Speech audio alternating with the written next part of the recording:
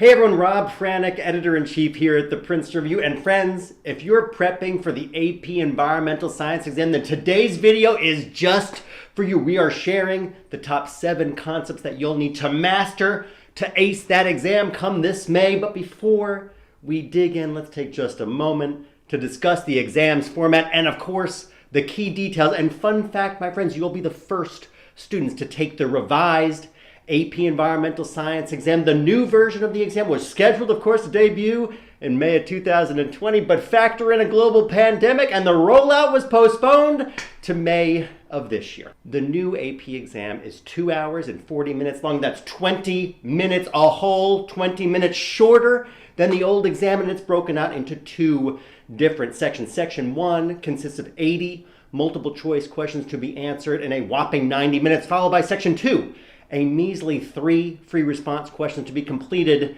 in 70 minutes overall. Now, the exam is divided into 7 main concepts, and friends, today we're going to review each and every one of them together, including the key points, the terms, the models, and the legislation that you need to know come test day. So buckle up and get ready to take some notes, my friend. Let's jump right in. Concept number 1, Earth's independent systems. Now, about 10 to 15% of the AP exam will test your understanding of how planet Earth's systems actually interact, resulting in the state of balance over time. So you should begin your studies with a review of the Earth's physical spheres, including number 1, the solid Earth, our planet's solid rocky outer shell. Number 2, the atmosphere, the envelope of gases that surrounds the Earth. Number 3, the hydrosphere, Earth's oceans as well as freshwater bodies. Number 4, the pedosphere,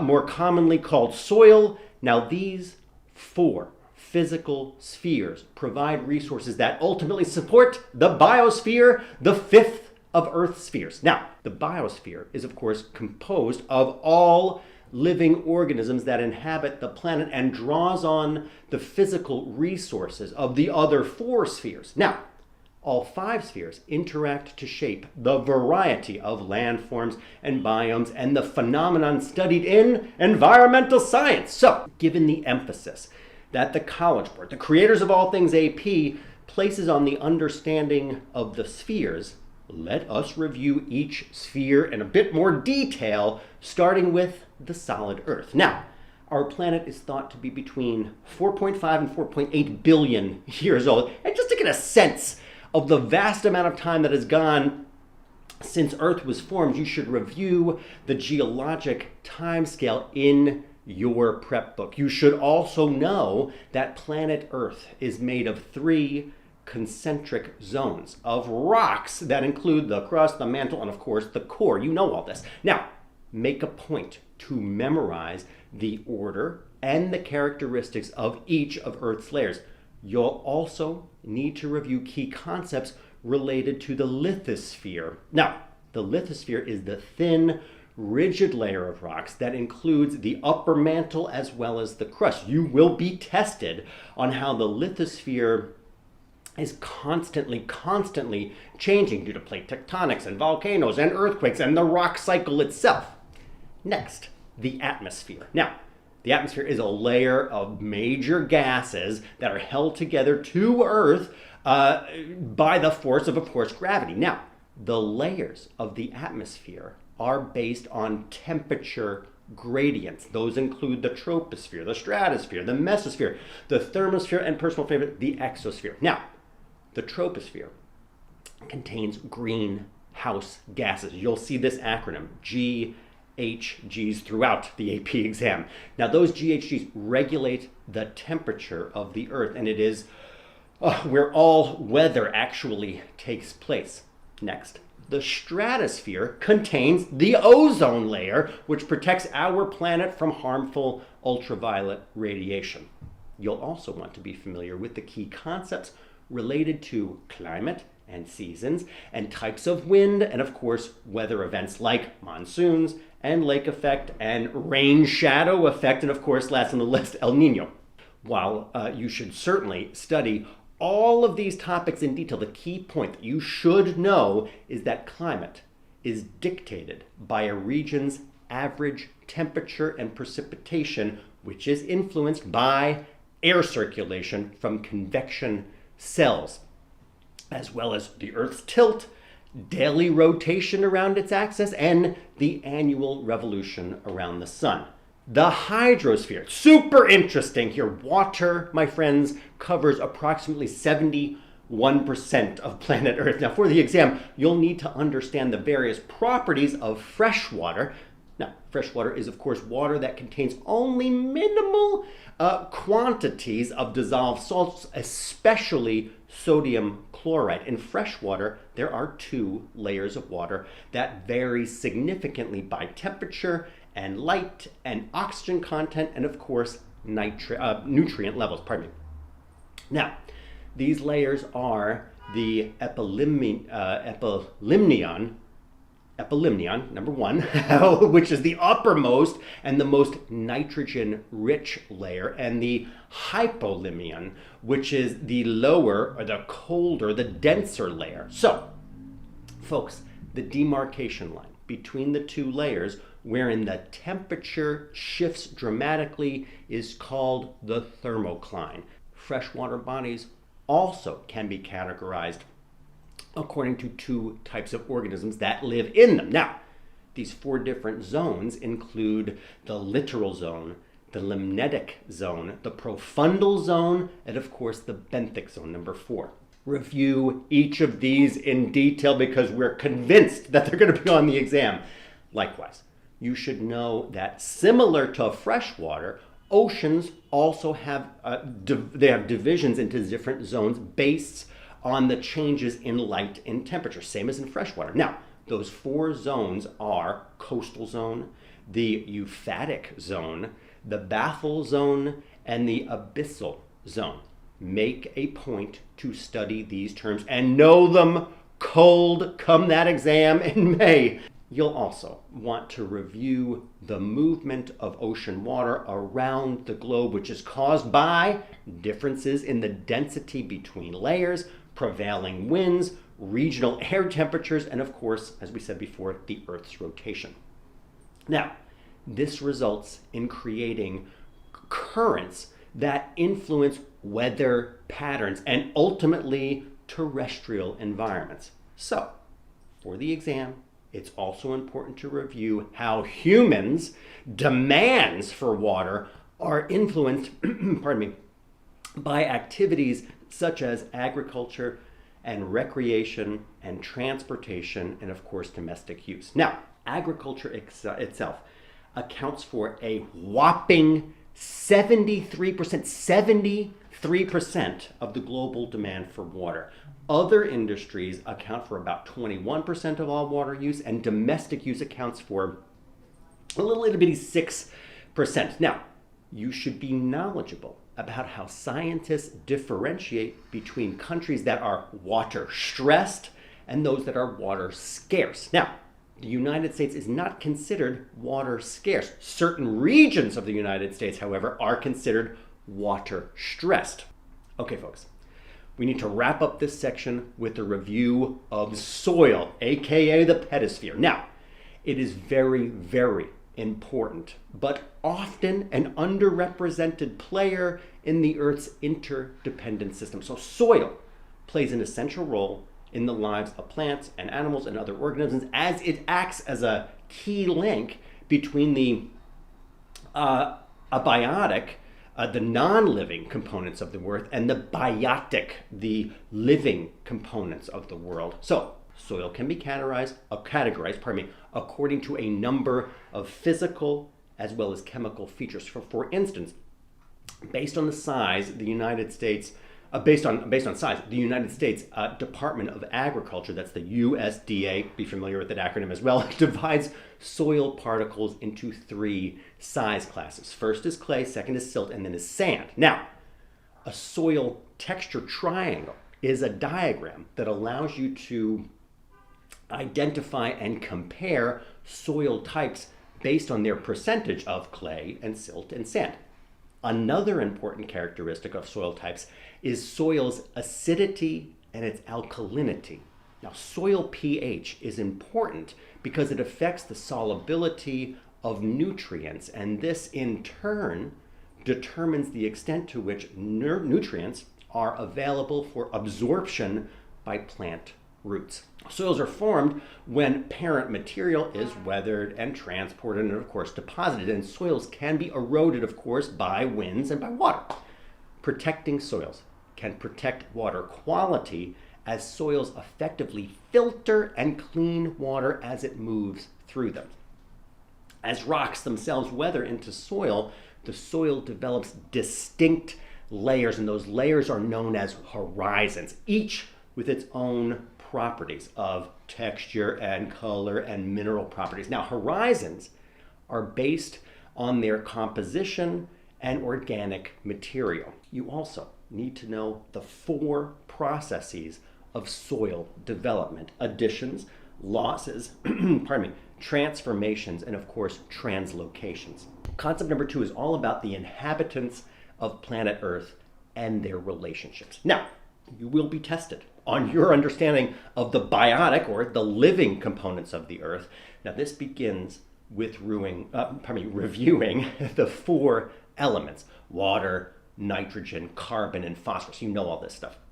Those elements themselves bridge the gap between the non-living and the living, and how those elements navigate their biogeochemical cycles. Now, this means understanding the various components of the water cycle and the carbon cycle and the nitrogen cycle and the phosphorus cycle. There are a few things that each cycle has in common and several key terms that you should know before exam day. First, the term reservoir is used to describe a place where a large quantity of a nutrient sits for a long period of time. For example, in the water cycle, the ocean is a reservoir.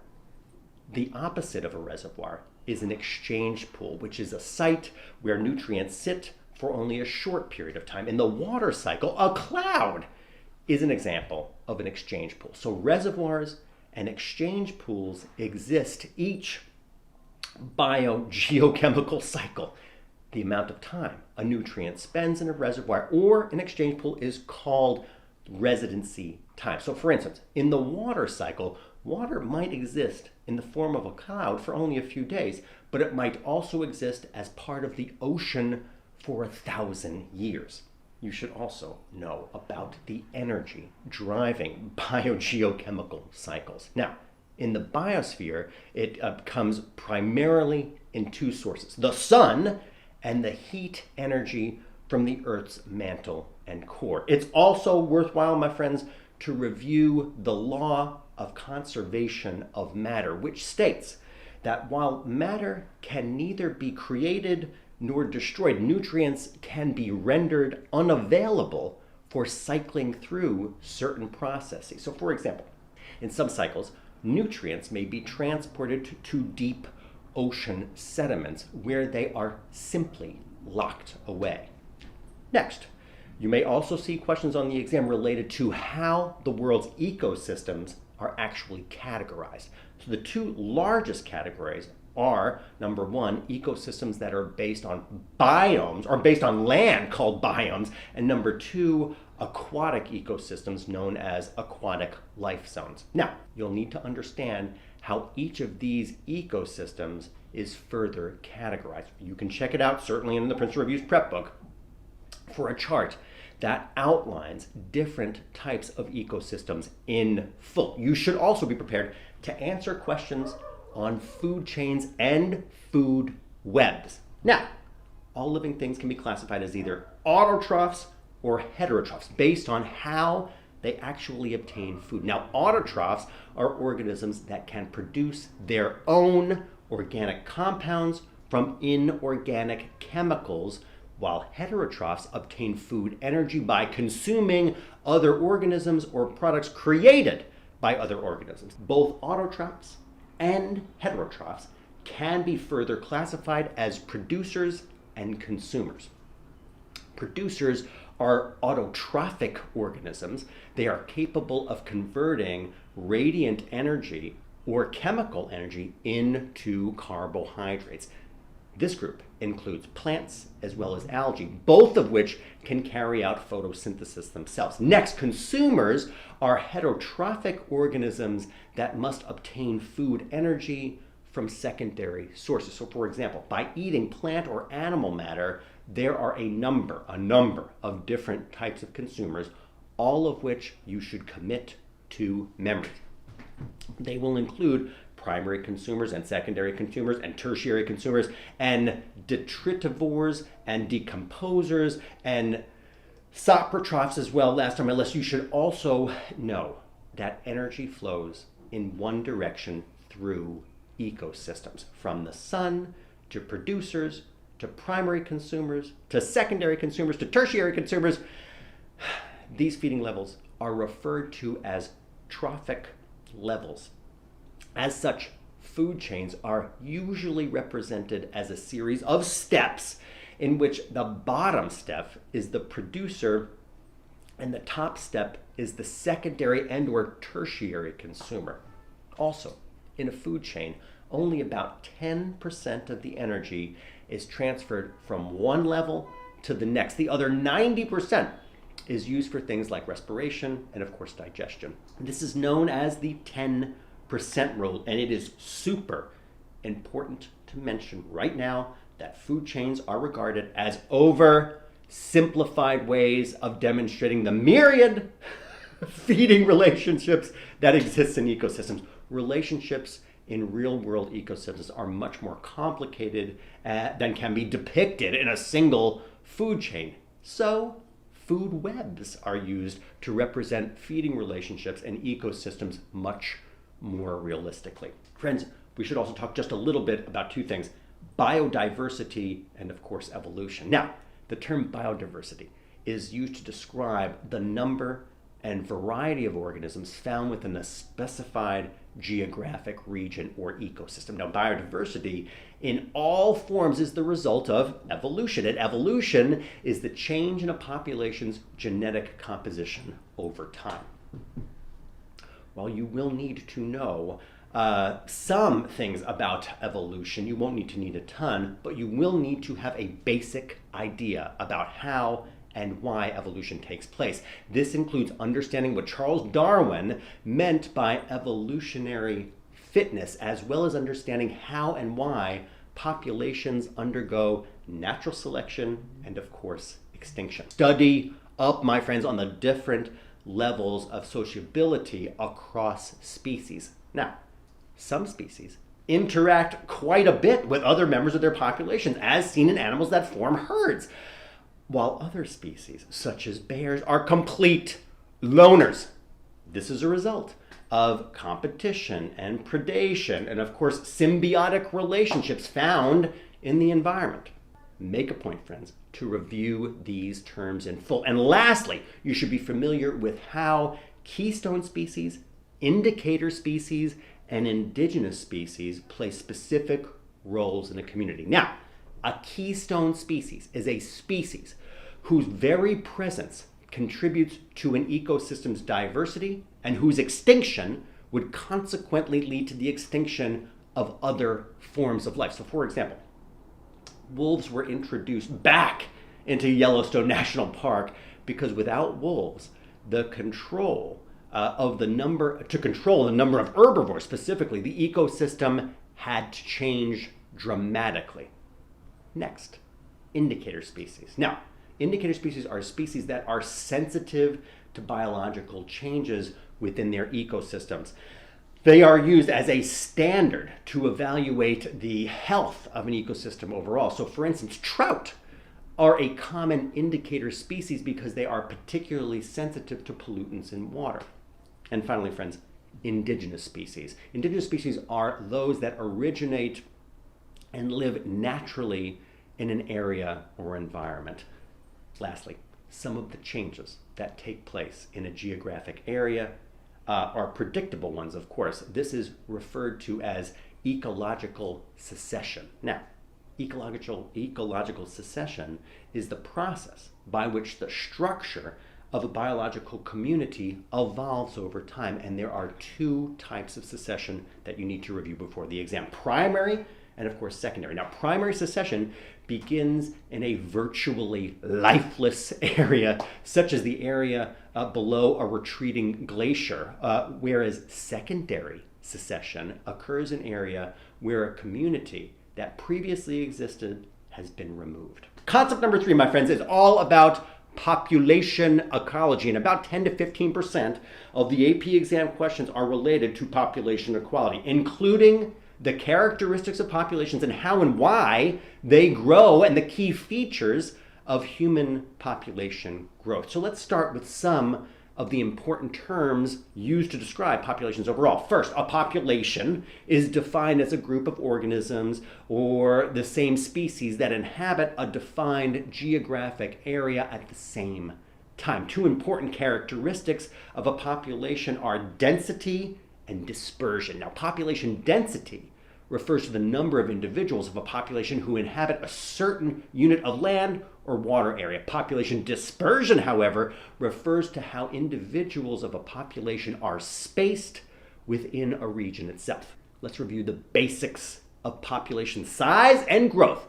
The biotic potential of a population describes the amount that a population would grow if there were unlimited resources in the environment. But this model is impractical since all members of a population must compete for resources, my friend. As such, you also need to know about carrying capacity. Now, carrying capacity of a particular species is defined as the maximum population size that can sustainably be supported by the available resources in a given environment.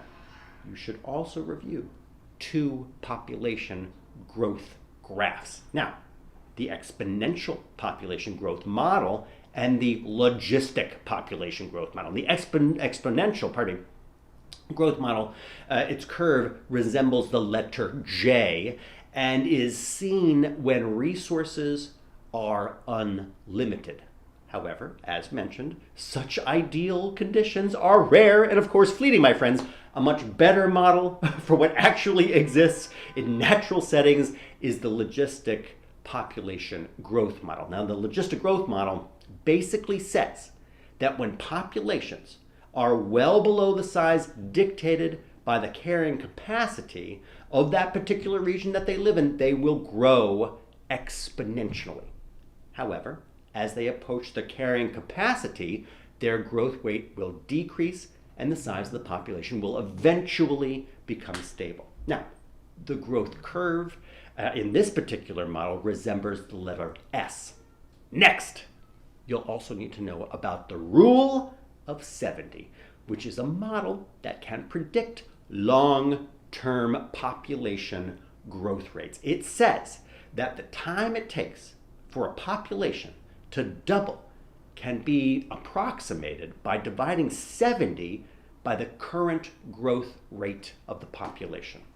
But friends, we cannot stop there. You should also be aware that the growth rate, the rate of growth of a population, depends on the species, and the species can be divided into 2 groups based on their reproductive strategies: the R-selected organisms and the K-selected organisms. Now, R-selected organisms, such as bacteria and algae, have populations below the carrying capacity of their environment, which means that population growth is constrained only by the species' own biological limits. It also means that competition for resources in an R-selected species habitats is usually relatively low. They have very short lifespans and can have many offspring all at once. Thus, they have a high capacity for reproductive growth. On the other hand, K-selected organisms have populations whose growth is limited by the carrying capacity of the environment. They live in stable environments where competition for resources is relatively high. These organisms have longer lifespans and produce fewer offspring per reproductive event. In fact, for these species, it is important to preserve as many offspring as possible because they produce so few. So examples of K species include humans and lions and of course cows. The AP exam may also ask you about population cycles, big favorite of ours. Now, there are two distinct patterns that occur: the boom and bust cycle and the predator and prey cycle. Now, in the boom and bust cycle, there is a rapid increase in the population and then an equally rapid drop off. Now, these rapid changes are likely linked to predictable cycles in the environment, such as temperature or nutrient availability, and the predator-prey cycle is based on feeding relationships between two species. So, if the prey species rapidly multiplies, the number of predators increases as well. So, for example, the relationship between rabbits and coyotes. In a year with relatively high rainfall, rabbits will have plenty of food, which enables them to reproduce very successfully. In turn, because the coyote is the predator of the rabbit, coyotes will also have plenty of food and their populations would also rise rapidly. You'll also need to understand how human populations grow. Now, there are about 7.5 billion humans on Earth, and it's predicted that the world's human population will continue to increase into the 2050s. How do we know? Well, this is calculated using the population change over time equation, which takes into account four parameters: birth rate, death rate, immigration rate, and emigration overall. Be sure to review this calculation as you prep for the exam, because it'll be on it without question. You should also know about the total fertility rate. Now, that acronym is TFR, again, total fertility rate, which describes the number of children a woman will bear during her lifetime based on an analysis of data from preceding years. Now, the TFR is greatly influenced by several factors, including education and employment opportunities for women, availability of birth control, child labor, and the existence of retirement system, traditions, of course, overall, and finally, cultural and religious beliefs. Now, while fertility rates can provide a rough estimate, they are imperfect because they assume that the conditions of the past will be the conditions of the future as well. Two other rates that you should know about are the replacement birth rate and infant mortality rate. Now, the replacement birth rate refers to the number of children a couple must have in order to replace themselves in a population. Now, this rate is almost always higher in developing countries due to higher infant and higher child mortality rates overall. Next, the infant mortality rate. The infant mortality rate is the number of deaths of children under the age of 1 per 1,000 live births. Whether mothers have access to good health care and nutrition has the greatest effect on infant mortality rate overall. Friends, we should also just chat a little bit about age structure pyramids and age structure diagrams, as they're super important, which are certainly useful for geographically representing populations overall. Now, the age structure diagrams groups humans in 3 different categories by age. Number 1, the pre-reproductive cohort, that's 0 to 14, the reproductive cohort, 15 to 44, and the post-reproductive cohort, that's ages 45 and older. Now, having large pre-reproductive cohorts implies population growth, while having large post-reproductive cohorts implies population decrease. Now, pyramids depicting little difference between cohorts suggest a stable population. You should be able to identify the growth rate of a country based upon its age structure pyramid. You'll also need to understand the demographic transition model, which is used to predict population trends based on the birth and death rates of a population. Now, in this model, a population can experience 0 population growth via 2 different means as a result of high birth rates and high death rates, and or the result of low birth rates and low death rates. Now, when a population moves from first state to the second state, the process is called demographic transition. Now, the 4 states that exist during the transition include pre-industrial state, transitional state, industrial state, and of course, post-industrial state. Now, you will most likely see questions that will ask you to describe the demographic transition model. So make sure that you understand that material, again, culled before testing. Friends, it's also important to understand how our increasing human population has had major impacts on the planet and has contributed to resource depletion, hunger and malnutrition, threatened and endangered species, extinction, urban sprawl, and of course, mega cities overall. Now, another concept that you should definitely be familiar with for exam is that of the ecological footprint. Now, an ecological footprint is defined as the amount of Earth's surface that's necessary to supply the needs and disposal of waste of a particular population or an individual. Now, with the growing world population, our species' collective footprint is now exceeding the space available on the Earth. The mind reels on that point, I know it, my friends. But lastly, the AP exam has required environmental legislation, including the Endangered Species Act of 1973 and the Convention of International Trade in Endangered Species and Wild Fauna and Flora. So be sure to review them before testing. That brings me to concept number 4, which is all about resource utilization. Now, the AP exam will test your knowledge of resource utilization. A resource is defined as any substance, capability, or other asset that is available in a supply that can be accessed as needed. Within the scope of environmental science, resources typically refers to natural resources.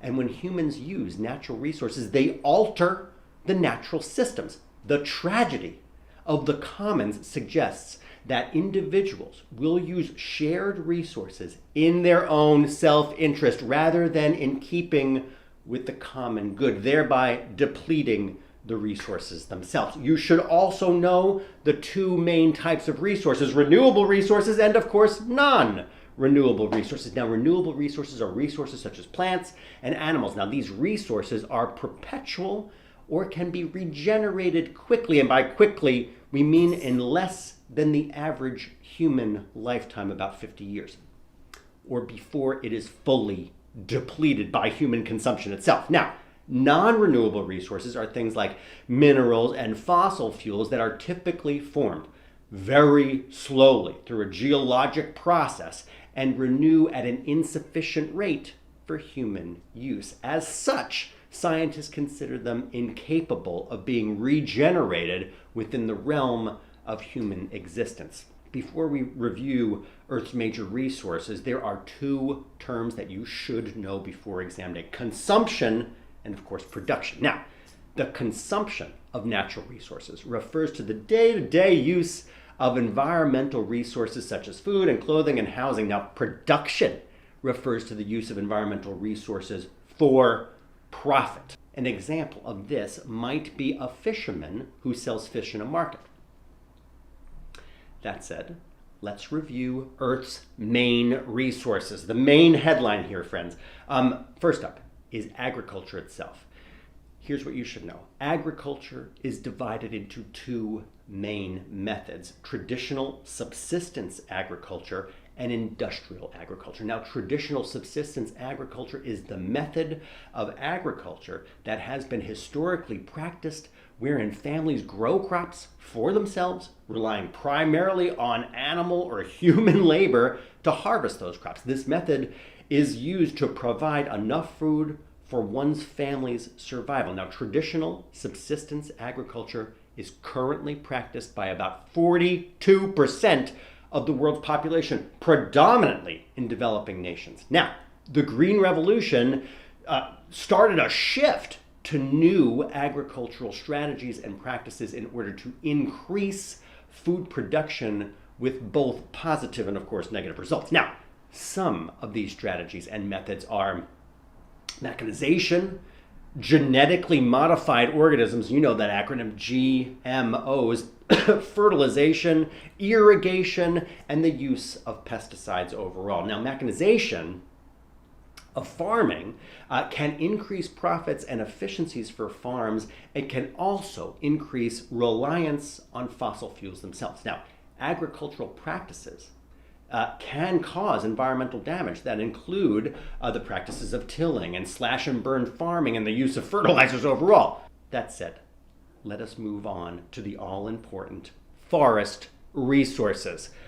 Only 5% of North America's original forests are left due to deforestation, which is the removal of trees for agricultural or exportation purposes. So deforestation is the largest concern in forestry management. Clear cutting can be economically advantageous, but leads to soil erosion and increased soil and stream temperatures and flooding overall.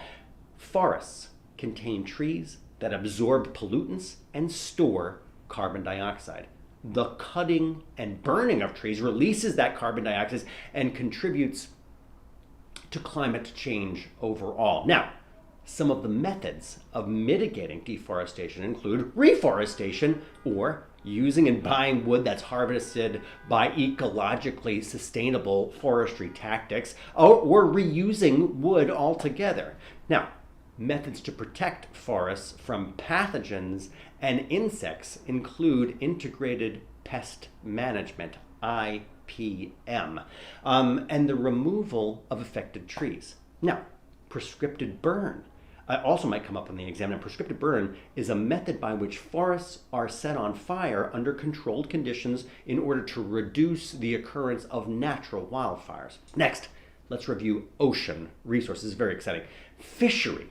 Fisheries are defined as an industry or occupation devoted to the catching and the processing and the selling of aquatic animals. Now, worldwide, about 1 billion people depend on fish as a main source of food, and about 35 million people are currently employed in the fishing industry worldwide. However, it has recently been reported that about 69% of the major fish stocks of the world are overexploited or fully exploited. Now, one partial solution to the problem of overfishing is aquaculture, or fish farming, which is the raising of fish and other aquatic species in captivity to harvest. Now, aquaculture has expanded because it is highly efficient. It requires only small areas of water and requires very little fuel. Now, aquaculture does help to meet worldwide demands for fish. It has also potential health impacts on both humans as well as ecosystems at large. Now, one concern is the possibility of accidentally releasing farm fish into the wild, which has the potential to introduce new diseases to ocean fish and contaminate the native gene pool. Finally, you should familiarize yourself with the two most endangered aquatic ecosystems, coral reefs and mangroves, which are the two most susceptible marine biomes due to their proximity to humans, number one, next, their narrow range of tolerance, and their huge biodiversity.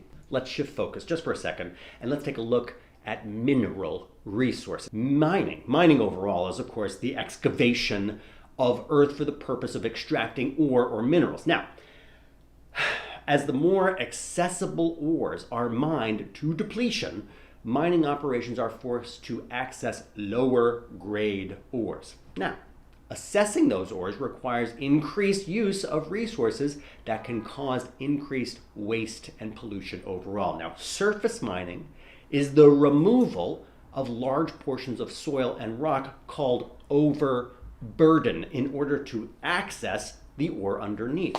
An example is strip mining, which removes the vegetation over an entire area, making the area more susceptible to erosion overall. With mining, environmental concerns do not center on the depletion of the mineral resource for the Earth's surface. Instead, they revolve around the damage that is done during the extraction process itself. This can exclude extraction pollution, of course, soil erosion and habitat loss, the extensive energy output to get at that ore or the mineral overall. Now, mining wastes include soil and rocks, of course, that are moved to gain access to the ore and the waste itself is called slag or tailing, and that remains when the minerals have been removed from the ore. Now, mining helps to provide low-cost energy and materials necessary to make products, so there's value.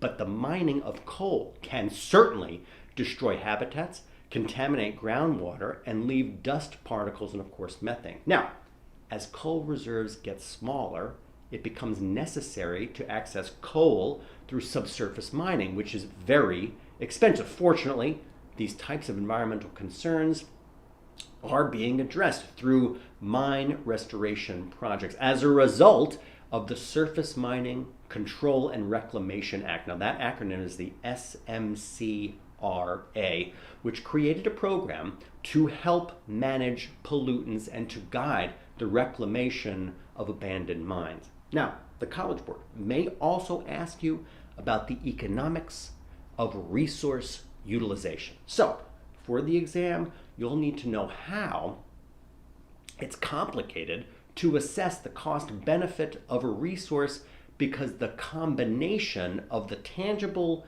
and the intangible values to humans and its intrinsic value overall to the ecosystem. Concept number 5 is energy. Friends, make no mistake that the College Board will test your knowledge of energy on this exam come May. You should also become intimately familiar with the first and the second laws of thermodynamics. Now, the first law of thermodynamics says that energy can neither be created nor destroyed. It can only be transferred or transformed. The second law of thermodynamics says that the entropy, that is the disorder of the universe, is increasing. Folks, those are the very basics of energy. That said, let's together go through each type of energy resource that exists on Earth. First, you have non-renewable energy. We mentioned this just a couple of minutes ago. Now, non-renewable energy is the primary source of energy production. It uses fossil fuels and provides 81% of the world's overall energy. Fossil fuels are formed, of course, from fossilized remains of once living organisms, and over time their organic matter was exposed to intense heat and intense pressure, and eventually those forces broke down organic molecules into oil and coal and natural gas. Make a point, friends, to review the characteristics of each fossil fuel resource in detail come exam day. You should also review fossil fuel supply, as current data indicates that we are quickly using up those fuels. So take a look at Hubert's peak theory, which asserts that oil as a cheap and easily available form of energy will end in the near future. And that, of course, we must begin to develop alternative fuel sources. Now, we need also to discuss nuclear energy. Now, nuclear energy is the world's primary non-fossil fuel, non-renewable energy source. In the United States, 20% of electricity is provided by nuclear power plants, and worldwide, more than 400 nuclear power plants produce approximately 13% of the world's electric energy. Now, the key reaction in the production of nuclear energy is called fission. Now, fission is a nuclear reaction in which the nucleus of the atom is struck by a neutron and then splits into two smaller nuclei, lighter, smaller nuclei. Now, the nuclear fission then releases a large amount of heat, which is used to generate steam, which powers a turbine, which ultimately generates electricity. Now, that all said, the products of nuclear fission are much more radioactive than the fuel used. In other words, they have unstable nuclei which emit energy over time as particles or photons. So, you should also know about nuclear fusion. Now, it is very likely that the future of nuclear power will be nuclear fusion, and it has several advantages over fission. Fusion has less radioactivity and less nuclear waste, and provides more easy to obtain fuel supplies and allows for increased safety. However, While research in this process of fusion has been going on since the 1940s, it has yet to produce a viable way to harness nuclear fusion in a usable power source. That said, you need also to review the two types of nuclear reactors that exist in the United States. Now, number one is the boiling water reactors, and number two are pressurized water reactors. And familiarize yourself, of course, with the mechanics of both reactors. Lastly, you should review the arguments in favor of nuclear energy as well as the concerns about safety issues surrounding nuclear energy. Friends, let's move on to that always glorious topic of renewable energy. Now, the primary advantage of developing and using renewable energy resources lies in the fact that they have a bottomless supply. At present, renewable energy sources account for only 14% of global energy use. Now, these sources include biofuels, biodiesel, solar, hydroelectric, wind, geothermal, and of course, last on the list are hydrogen cells. Let's review the key features of each, starting with biofuels. Now, biomass is one of the most consistently and widely used renewable energy sources today. It includes wood and charcoal and animal waste products. So, using biomass as an energy source is beneficial because it's low cost, it's readily available, and it is better for the environment than fossil fuels. It can also help reduce the amount of waste that goes into landfills as it relies on the burning of organic matter. However, the major downside of biomass is the initial cost and the very large land mass that is required for the installation of a biomass boiler. Next, we have hydroelectric power. Now, this is the source, of course, that works via the systematic placement of river dams that spin turbines that ultimately produce electricity. Now, one advantage of hydroelectric power is the production releases no pollution. So, the disadvantage is that it requires that rivers be dammed, which could change the rate at which rivers flow and lead to the destruction of habitats. Another important note is that the development of hydroelectric power as an alternative renewable energy source is limited because there are a limited number of rivers in the world that can be used for such purposes. Next on the list, solar energy. Now, solar energy has the potential to supply many of our external energy needs. For the test, you should review the various methods of collecting solar energy. The first is passive solar energy collection, which uses building materials and building placement and design to passively collect solar energy that can be used to keep a building warm or to keep it cool. The second is active collection, which uses devices such as solar panels that collect and focus and transport and store solar energy. The third is direct collection, which collects solar energy via photovoltaic cells. Now, those photovoltaic cells are called PV cells that produce electricity that is then stored in batteries. Now, while the use of solar energy produces no air pollutants, the production of photovoltaic cells does require the use of fossil fuels. That said, the advantages of solar panels are that photovoltaic cells use no moving parts. They require little maintenance and they are absolutely dead silent. The only downside is that not every location receives enough sunlight to make solar panels worthwhile. Now, while we also want to mention wind energy, and we've been using wind energy for centuries, starting as early as the 17th century with windmills and Schermerhorn. Now, wind energy is the fastest growing alternative energy source, and it has been increasing at a rate of more than 30% per year. It is projected to supply a full 20% of the world's energy needs by 2030. Now, wind power is currently more costly than using fossil fuels due to the upfront costs needed to build the actual windmills.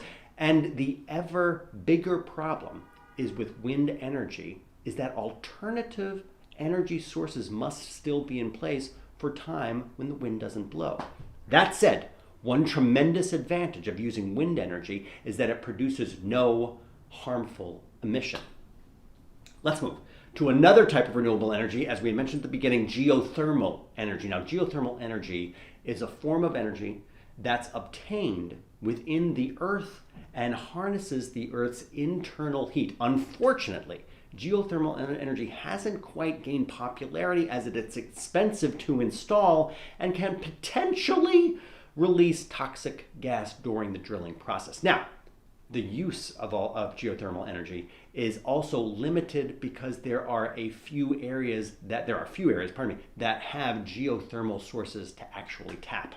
Lastly, there are two other less widespread renewable energy sources that we just need to mention. Number one is ocean tides. Number two are hydrogen cells. Now, we won't dig into these less popular sources, but you should still aim to be at least somewhat familiar with them come exam day. Concept number 6, folks, is all about pollution. Now, given the impact of pollution on the environment and on human health, you can bet on the exam that it will test your understanding of toxins and key aspects of air pollution and climate change and thermal pollution, water pollution, and of course solid waste. Now, you should begin by reviewing the concept of toxins and toxicity. Now, substances that are considered contributors to air pollution have two sources. They can be natural releases from the environment, or they can be created by humans. Now, examples of natural pollutants include pollen and dust particles and mold spores and forest fire smoke and, of course, volcanic gases.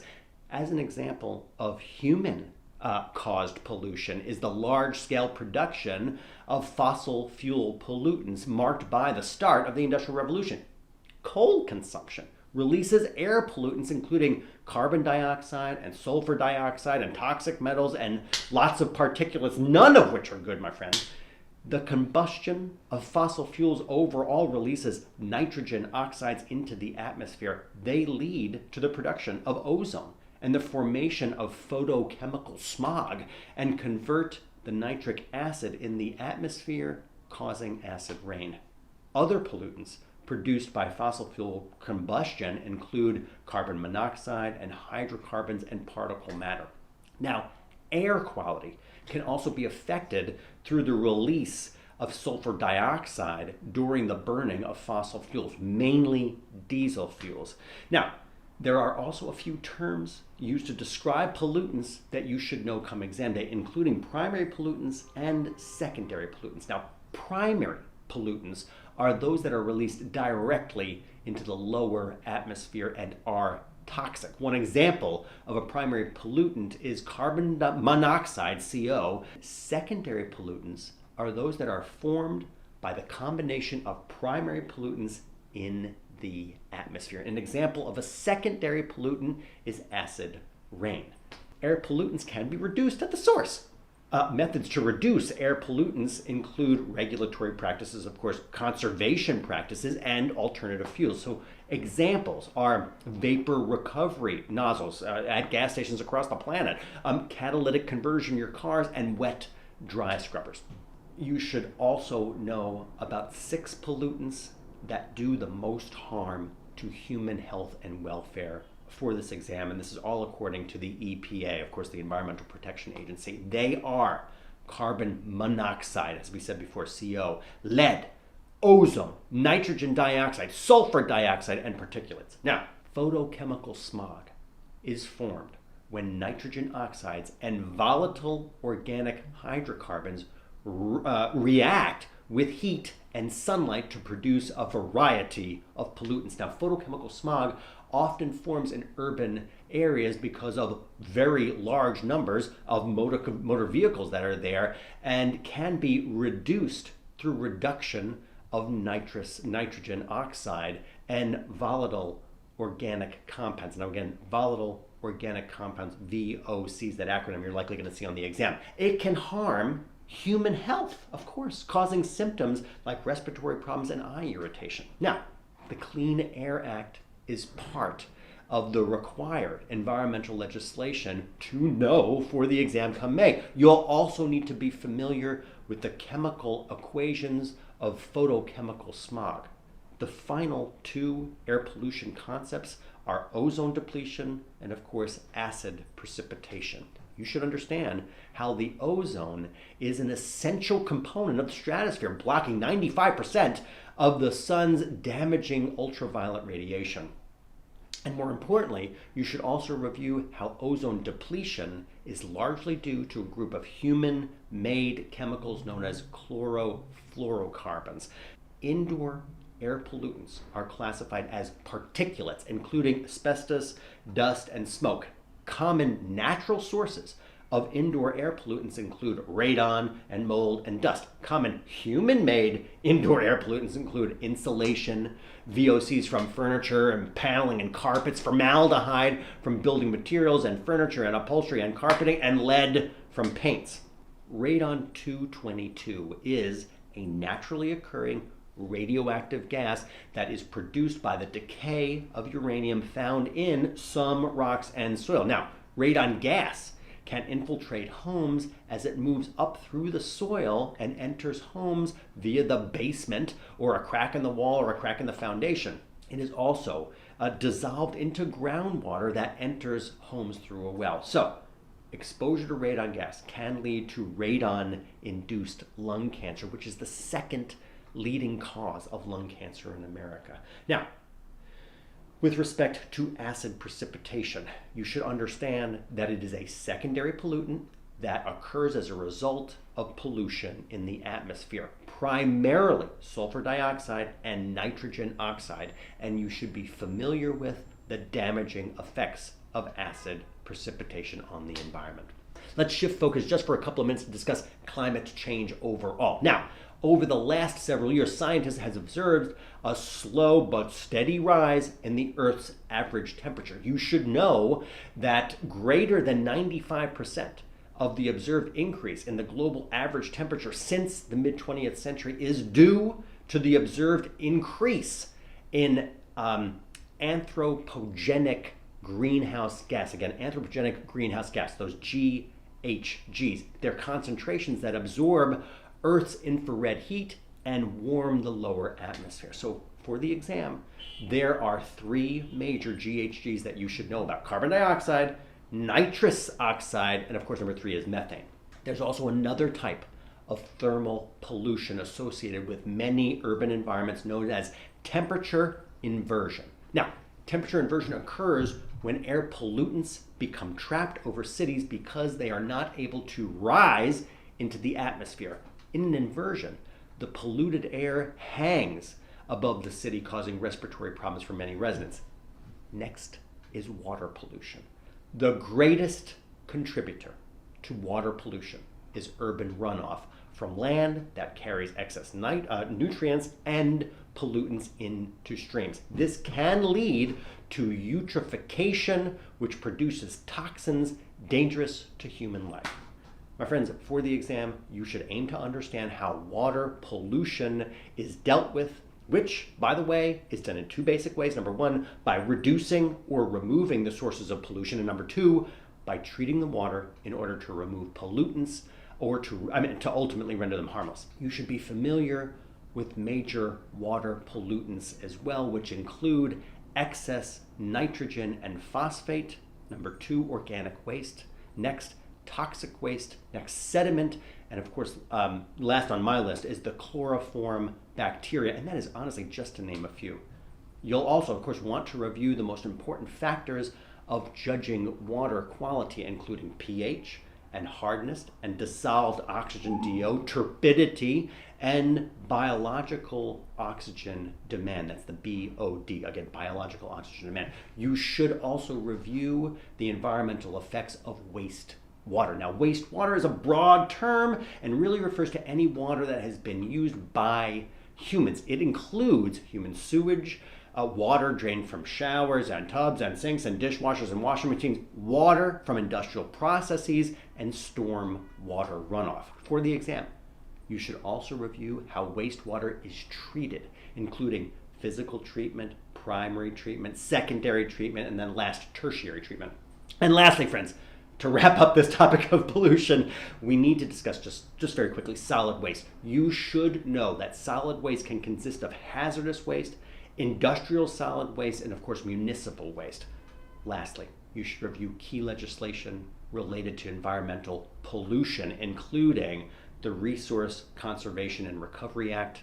Next, the Clean Air Act of 1970. Number 3 on the list is the Clean Water Act of 1972 and the Delaney Clause. And finally, the Comprehensive Environmental Response, Compensation, and Liability Act. And that's the CERCLA, and that's commonly referred to as Superfund. And finally, my friends, concept number 7, the last concept that we'll cover today, is focused on culture, society, and environmental quality. Now, as we discussed most of the foundational concepts already of the AP Environmental Science exam, however, you should also understand the role of government and public policy that it has played in protecting our planet. So you'll need to review the importance of sustainability, the history of environmental activism in the United States, and the ways in which the U.S. government has approached environmental issues. Now, when the Constitution was written, there was so much land and so many resources that it was inconceivable that it could ever be in danger of being used up. Early laws, such as the Homestead Act of 1862, actually encouraged the settlement and the exploitation of Western lands. However, after the Civil War, as people continued to migrate west, the government realized that the United States, in fact, did not have an endless supply of land or resources. The exploitation of public resources has been the motivation then behind environmental policy at the international, national, state, and of course local levels. In order to preserve some of the lands in the West that were being very quickly settled, the first national park, Yellowstone National Park, was established in 1872. Then further legislation action in 1891 created forest reserves, which made land off limits to logging in order to protect the land from being over-harvested and to maintain existing watersheds. Now, this legislation marked the beginning of the federal government assuming an environmentally protective role. And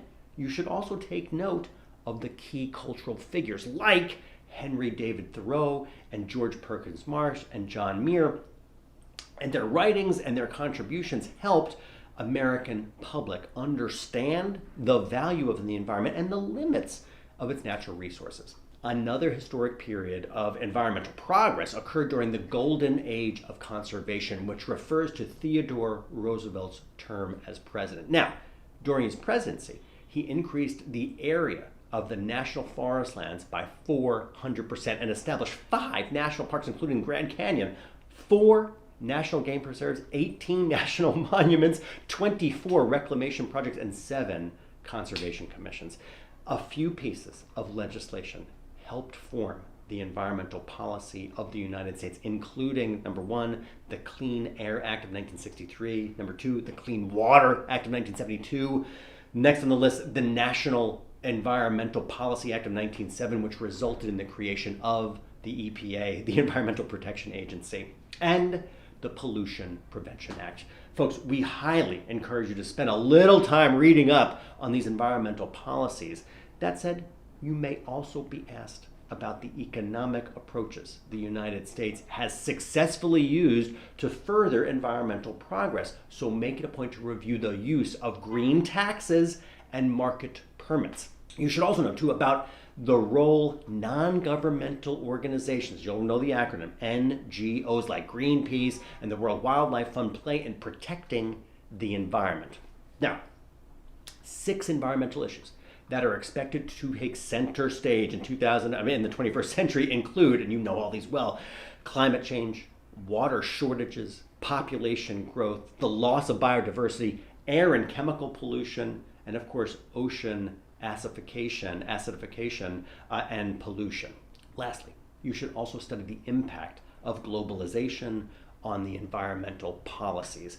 2 international agreements that you should know about for the exam are, number 1, the 1987 Montreal Protocol, which cut the emission of chlorofluorocarbons, the CFCs, as we mentioned before, that damage the ozone layer, and the 1997 Kyoto Protocol, which required the participating 38 developed countries in the United Nations, to cut their greenhouse gas emissions back to 5%. Friends, this has been a whopper of a video. We have covered a ton of information, and as always, we hope that you enjoyed today's video as much as the last ones. If you did, please do give it a thumbs up, and stay tuned for our next video in this AP series. More to come very shortly. And of course, please do subscribe to our channel here at the Princeton Review if you haven't already, for the latest updates on standardized tests and college admissions and study tips and much, much more. And friends, if you're looking for no-cost AP tutoring, check out whether your school or your local library partners with our sister company here at the Princeton Review called tutor.com. And if so, you can access no-cost tutoring in AP subjects and much more, of course. You can also check out our Princeton Review AP cram courses for individual students, and of course, our full line of awesome Princeton Review titles at Random House and any bookstore or bookstores online. Folks, however you prep, please do know that we are rooting for you every step of the way right here at the Princeton Review. Again, thank you so much for watching. Rob Franek, Editor-in-Chief, signing off for today. Be well, folks.